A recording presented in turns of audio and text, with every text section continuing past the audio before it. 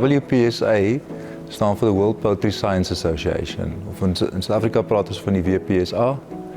Dit is 'n internasionale organisasie met sy hooftak, wat ons van praat, is in Nederland. En dan in alle lande praat ons oor sy eie takke, of branches in Engels. In Suid-Afrika is ook een van die takke, branches. En in Suid-Afrika het ons 228 lede. Maar in die wêreld is daar oor die 80 takke en oor die 8000 lede. Nou wat die WPSA of die World Poultry Science Association doen is, hulle doel is drieledig. Een is organisasie, die tweede een is navorsing en die derde een is opvoeding. So die idee is om dan om die praktyk en die navorsing en die opvoeders by mekaar te kry en inligting te deel met mekaar om die pluimveeverenigings en die pluimvee-industrie te help en te bevorder. En vir jaar was ons 39ste Symposium. Ons tema vir jaar was Applied Poultry Science in a Challenging Environment. En ons wil graag die uitdagings, want daar is so baie uitdagings op die oomblik, wil gehelp het om die industrie te help om dit aan te spreek. So byvoorbeeld, die maklike ene is voëlgriep. Dit is 'n groot uitdaging nie vir die Suid-Afrikaanse industrie, maar vir die wêreld. En waar staan Suid-Afrika en wat is ons interaksie met die res van die wêreld daaroor? Dan moet besluit word, gaan ons end of nie byvoorbeeld. En dan is daar nuwe voedings navorsing wat ons bring na die industrie toe om seker te maak hulle bly effektief en kompeterend. So ek dink as dit ons doel bereik, is altyd nog 'n uitdaging om seker te maak jy wil die behoefte van die bedryf aanspreek, maar die terugvoering is dat ons dink ons het dit reg gekry.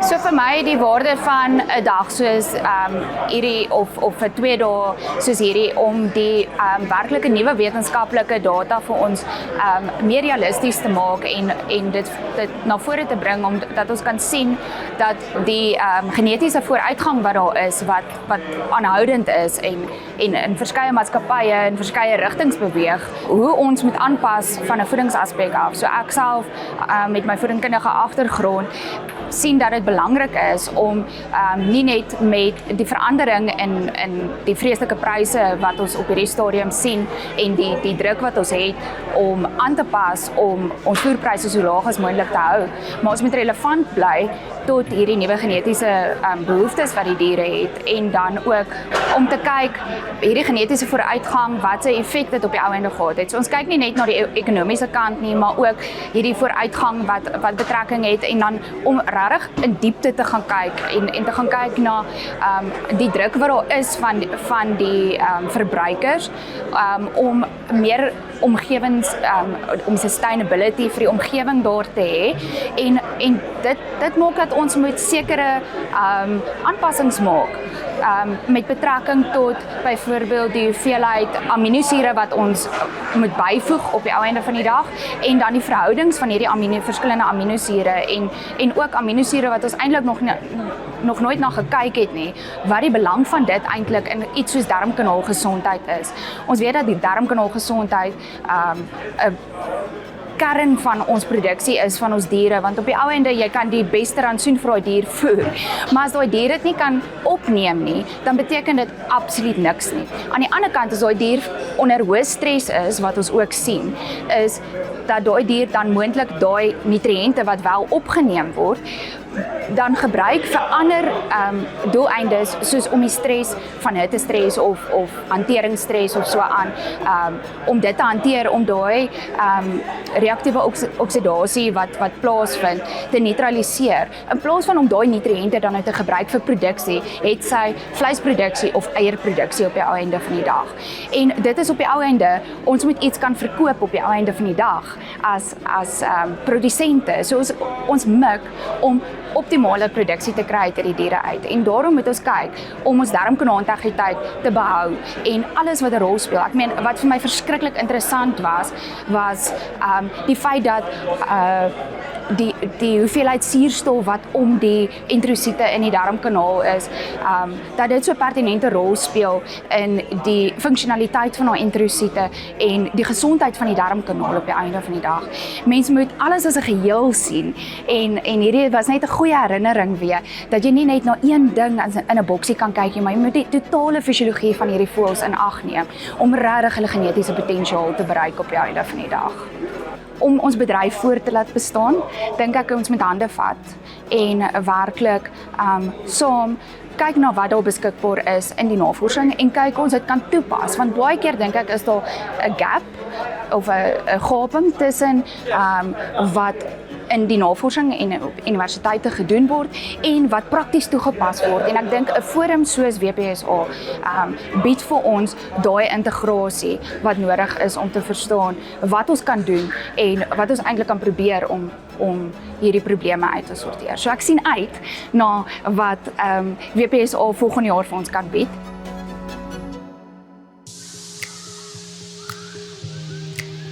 So Rainbow is a fully integrated broiler producer in South Africa. We produce about 3.5 million birds a week, and we have grandparents going all the way through to our own processing plants.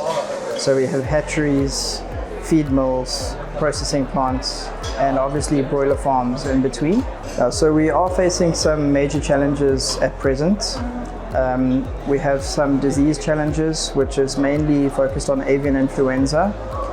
If a farm contracts highly pathogenic avian influenza, it can actually knock out entire breeding populations, which then has a major impact on our broiler supply chain. Currently, feed price is extremely high.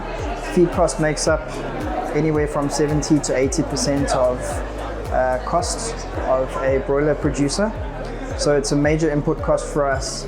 With COVID and supply chain logistics problems, with the war in Ukraine, and other issues, for example, the current drought in Argentina, it really pushes the raw material prices up a huge amount, notably maize and soybean, which is the bulk of our diets in South Africa. The other major concern is obviously load shedding. Load shedding has a massive impact on us. We run very big facilities, and it is possible to keep them running with generators, but the generators have to produce huge amounts of power, and the fuel cost is obviously exceptionally high. Yeah, so I think in terms of strategies with electricity and power generation, privatization would be obviously one of the major impacts. If private companies are allowed to feed electricity into the grid or generate their own power for their use, that would obviously help with the whole electricity crisis. We have, in Rustenburg, for example, developed a waste-to-value plant in which we use biogas generation to produce some of our electricity there, which does help a huge amount. And I think we will look at more of those kind of projects in the future, not just from a sustainability perspective, but actually just generating power, which we obviously need. Well, I think over the last probably 10 years, we have faced major challenges. We've had droughts, we've had listeriosis issue, we have had avian influenza, record high raw material prices. So, the South African poultry industry, I think, is very resilient.